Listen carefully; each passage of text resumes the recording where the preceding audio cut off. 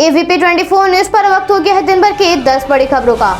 देश के पूर्व प्रधानमंत्री अटल बिहारी वाजपेयी की तीसरी पुण्यतिथि के अवसर पर भारत की राजनीति के दिग्गज नेता को राष्ट्रपति, उपराष्ट्रपति समेत कई नेताओं ने श्रद्धांजलि अर्पित की। भारत के राष्ट्रपति ने पूर्व प्रधानमंत्री अटल बिहारी वाजपेयी को नई दिल्ली में उनकी समाधि सदैव अटल पर जाकर उन्हें श्रद्धांजलि अर्पित की, तो वहीं उपराष्ट्रपति ने भी सदैव अटल पर जाकर भारत के सबसे प्रिय नेता को विनम्र श्रद्धांजलि अर्पित की। बता दें, 16 अगस्त 2018 को भारत रत्न एवं पूर्व प्रधानमंत्री अटल बिहारी वाजपेयी का 93 वर्ष की उम्र में निधन हो गया था। उपराष्ट्रपति ने इस दौरान उनकी कही एक बात को दोहराते हुए कहा, भारत कोई जमीन का टुकड़ा भर नहीं बल्कि एक जीती जागती वास्तविकता है। आगे उपराष्ट्रपति ने कहा, अटल बिहारी वाजपेयी हमारी पीढ़ी के दूरदर्शी राजनेता, ओजस्वी वक्ता, विद्वान साहित्यकार, राष्ट्रवादी, संवेदनशील कवि तथा प्रखर सांसद रहे। उन्होंने अपना सारा जीवन राष्ट्र की निस्वार्थ सेवा में समर्पित कर दिया। अपने सुशासन के परिणाम एक मानदंड स्थापित किए। राष्ट्र निर्माण में उनका योगदान सदैव आदर पूर्वक याद किया जाएगा। तो वहीं प्रधानमंत्री ने भी सदैव अटल पर पहुंचकर पूर्व प्रधानमंत्री को याद किया और कहा, राष्ट्र के प्रति इनका योगदान सदैव याद रखा जाएगा। हर भारतवासी के दिल और दिमाग में अटल जी सदैव जीवित रहेंगे। इसके साथ ही गृह मंत्री ने भी स्मृति स्थल पहुंचकर पुष्पांजलि अर्पित करते हुए कहा, अटल जी सदैव हमारी स्मृति में रहेंगे और देश के विकास में उनका योगदान व निस्वार्थ राष्ट्र सेवा निरंतर हमारा मार्गदर्शन करती रहेगी। भारत रत्न श्रद्धेय अटल बिहारी वाजपेयी के जीवन का क्षण क्षण भारत को परम वैभव के शिखर पर ले जाने हेतु समर्पित रहा। अटल जी जैसे बहुआयामी व्यक्तित्व वाले जन नेता को पाकर भारतीय राजनीति धन्य हुई है। उनका मूल्य व आदर्शों पर आधारित जीवन हम करोड़ों कार्यकर्ताओं के लिए एक अनमोल धरोहर है। उन्होंने अपने दृढ़ निश्चयवाद, दूरदर्शिता से देश में सुशासन व विकास को चरितार्थ कर हर भारतवासी के जीवन को स्पर्श किया। साथ ही पूरे विश्व को अटल भारत के साहस व सामर्थ्य से परिचित कराया। ऐसे महान युग मनीषी अटल बिहारी वाजपेयी भारतवासियों के दिल में सदैव जीवित रहेंगे। इसके साथ ही रक्षा मंत्री ने भी अटल बिहारी वाजपेयी को स्मरण करते हुए कहा, एक नए भारत के निर्माण की आधारशिला रखी जिस पर आज बड़े पैमाने पर काम चल रहा है। एक सक्षम और सशक्त भारत के निर्माण में उनका योगदान सदैव याद रखा जाएगा।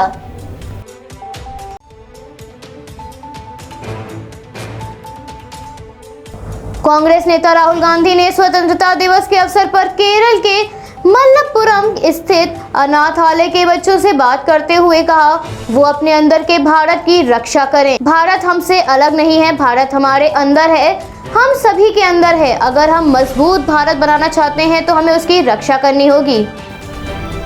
भारत में स्वतंत्रता दिवस हर्ष और उल्लास के साथ मनाया गया। स्वतंत्रता सेनानियों समेत देश के वीर जवानों को समर्पित देश की आजादी के जश्न की खुशी से पूरा भारत खिला हुआ नजर आया। वहीं राहुल ने देश के भविष्य से बात करते हुए आगे कहा, देश के लिए जो कुछ भी अच्छा हो करना पड़ेगा, ये अच्छी शुरुआत होगी। अगर हम भारत को लोकतांत्रिक देश बनाना चाहते हैं तो हमें अपने दोस्तों को प्रभावित करने वाले निर्णय लेने से पहले उनसे बात करनी चाहिए। अगर हम भारत के लोकतंत्र पर भरोसा करते हैं तो हम लोकतांत्रिक व्यवहार भी करना होगा। भारत में लोग लोकतांत्रिक व्यवहार करना शुरू कर दें, महिलाओं को सम्मान देना शुरू कर दें तो भारत असल में लोकतांत्रिक देश कहलाएगा।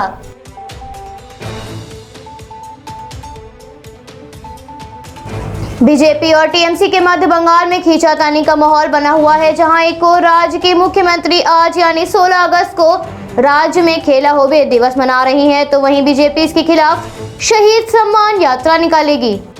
21 जुलाई को टीएमसी की वार्षिक शहीद दिवस रैली में मुख्यमंत्री ने इसकी घोषणा की थी, जिसके बाद इसके तहत हर साल 16 अगस्त को खेला होवे दिवस मनाया जाएगा। बंगाल इकाई की ओर से निकाली जाने वाली ये यात्रा 3 दिवसीय होगी। केंद्र में मंत्री बने सुभाष सरकार, जॉन बारला, शांतनु ठाकुर आदि लोग इसमें चुनाव के बाद बंगाल में हुई हिंसा में मृतक बीजेपी कार्यकर्ताओं को श्रद्धांजलि अर्पित करेंगे। ममता बनर्जी को पूरी ताकत दिखाने के मकसद से ये यात्रा निकाली जा रही है।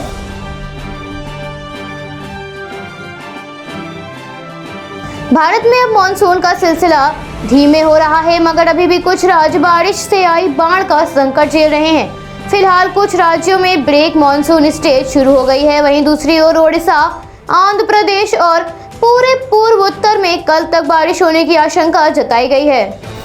भारतीय मौसम विज्ञान विभाग के अनुसार उत्तर भारत को 18 अगस्त तक गर्मी से राहत मिलने की उम्मीद नहीं है, मगर इसके साथ ही देश के कई राज्यों में आज बारिश के आसार बने हुए हैं। मौसम विभाग के अनुसार झारखंड में आगामी 2 दिनों तक पूरी तरह से मानसून सक्रिय होगा। उत्तर दक्षिण टर्फ लाइन समुद्र तल से 1.5 किलोमीटर ऊपर सक्रिय है, जिसके चलते रांची, रामगढ़ सहित कई जिलों में भारी बारिश हो सकती है। पंजाब में 18 अगस्त के बाद बारिश का अलर्ट जारी किया गया है।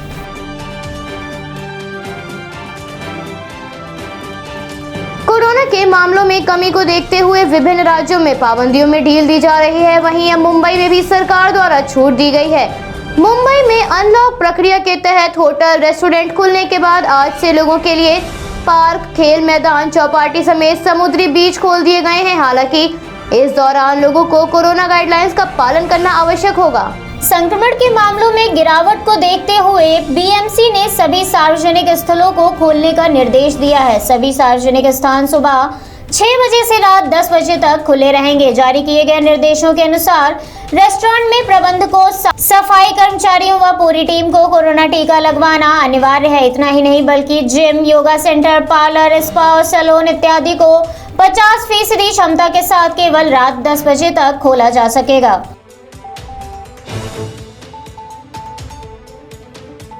भारत के विभिन्न राज्यों में कोरोना संक्रमण के मामलों में गिरावट देखी जा रही है, मगर वहीं दूसरी ओर केरल और असम में संक्रमण अनियंत्रित हो गया है। प्रतिदिन बढ़ रहे मामलों ने सरकार की चिंता बढ़ा दी। ऐसे में आज केंद्रीय स्वास्थ्य मंत्री इन राज्यों के दौरे पर पहुंचे हुए हैं। देश भर से अकेले केरल में 50% मरीज सामने आए हैं।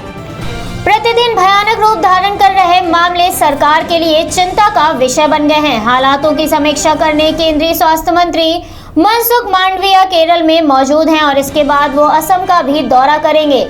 असम में भी वो कोरोना संक्रमण के मामलों का जायजा लेकर उचित दिशा निर्देश जारी करेंगे। लेकिन केरल की स्वास्थ्य मंत्री वीना जॉर्ज के अनुसार राज्य में कोरोना के हालात इतने भी खराब नहीं है। राज्य सरकार उचित कदम उठा रही है।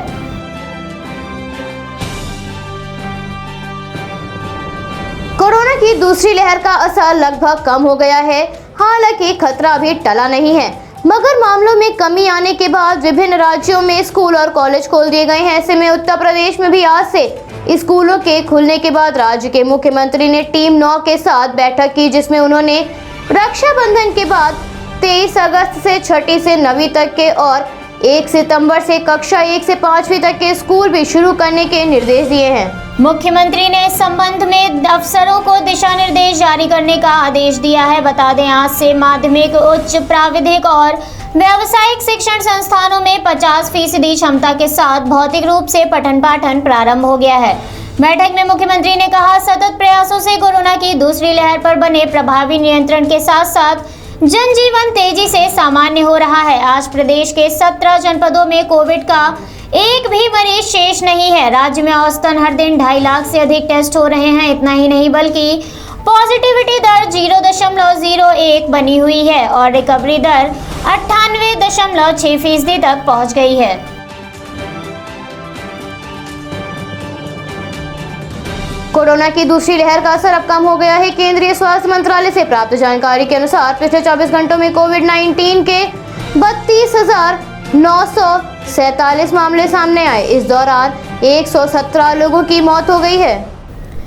35,909 लोगों ने महामारी को मात दी है। इसके साथ ही महामारी से ग्रस्त होने वालों की संख्या 3 करोड़ 21 लाख के पार पहुंच गई है। इसके साथ ही 3 करोड़ 13 लाख से ज्यादा लोग अब महामारी को मात दे चुके हैं। देश में इस समय एक्टिव केसेस की संख्या 3,81,947 है। वहीं 4 लाख से ज्यादा लोगों की महामारी से जान जा चुकी है। बता दें, कोरोना के खतरे को देखते हुए गुजरात सरकार ने भी करीब 8 शहरों में कोरोना लॉकडाउन को 28 अगस्त तक के लिए बढ़ा दिया है।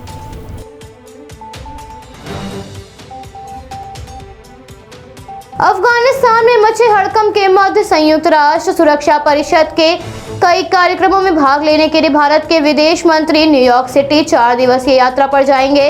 आज से शुरू हो रहे इस कार्यक्रम में कई मुद्दों पर चर्चा होगी, जिसमें से आतंकवाद एक होगा। अमेरिका के न्यूयॉर्क सिटी में आयोजित होने वाले इस कार्यक्रम में सुरक्षा परिषद की अध्यक्षता भारत करेगा। विदेश मंत्रालय के अनुसार विदेश मंत्री एस जयशंकर यूएनएससी में शांति रक्षा पर एक खुली चर्चा भी करेंगे। बता दें, वर्तमान समय में तालिबान के अफगानिस्तान में आक्रमण पर कब्जा जमाने के मध्य उनकी ये यात्रा हो रही है और संयुक्त राष्ट्र अधिकारियों के साथ इस मुद्दे पर चर्चा हो सकती है। गौरतलब है, विदेश मंत्री संयुक्त राष्ट्र सुरक्षा परिषद की भारत की अध्यक्षता के दौरान न्यूयॉर्क की यात्रा करेंगे और 18 तथा 19 अगस्त को 2 उच्च स्तरीय कार्यक्रमों की भी अध्यक्षता कर सकते हैं।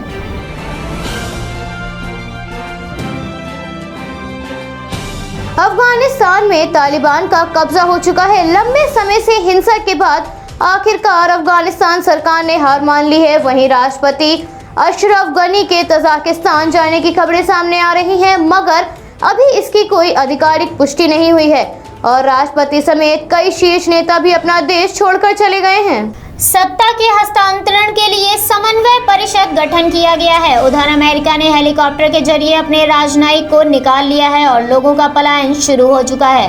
अफगानिस्तान में हालात बद से बदतर हो गए हैं और हर पल बेकाबू होते जा रहे हैं। एयरपोर्ट पर भीड़ जमा हो गई है, जिसके बाद अमेरिका की तरफ से हवा में गोलियां दागी गई, जिसमें 5 लोगों की मौत की खबर सामने आ रही है। एयरपोर्ट पर अधिक भीड़ होने के बाद यहां पर विमानों के संचालन पर रोक लगा दी गई है। एयरपोर्ट पर हजारों की संख्या में लोगों की भीड़ के बीच हंगामा हो गया, जिसके बाद भीड़ को तितर-बितर करने के लिए अमेरिकी फौज ने हवा में गोलियां दागी। बता दें, केवल सैन्य विमानों के संचालन की अनुमति दी गई है। गौरतलब है, पूर्व अमेरिकी राष्ट्रपति डोनाल्ड ट्रंप ने राष्ट्रपति जो बाइडेन को अफगान के हालातों का जिम्मेदार ठहराया है। ट्रंप ने कहा, राष्ट्रपति जो बाइडेन के इस्तीफा देने का समय आ गया है, क्योंकि उन्होंने अफगानिस्तान में जो कुछ भी होने दिया, उसके साथ साथ कोविड-19 में जबरदस्त उछाल, सीमा पर तबाही, ऊर्जा स्वतंत्रता का विनाश और हमारी चरमराती अर्थव्यवस्था पर असर पड़ा है।